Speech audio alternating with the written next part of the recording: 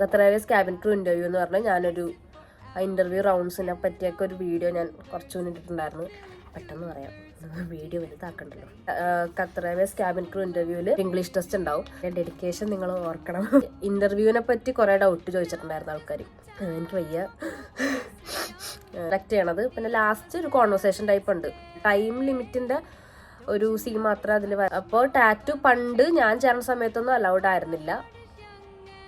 Sorry. Uniform ഇട്ട് visible അല്ലാത്ത ഭാഗത്ത് വില്ലിംഗ് ടു റീലൊക്കേറ്റ് ദോഹ. ആണുങ്ങൾക്ക് ക്യാബിൻ ക്രൂ ആവാൻ പറ്റുമെന്ന്. Aviation course cabin crew course കഴിഞ്ഞിട്ടില്ല.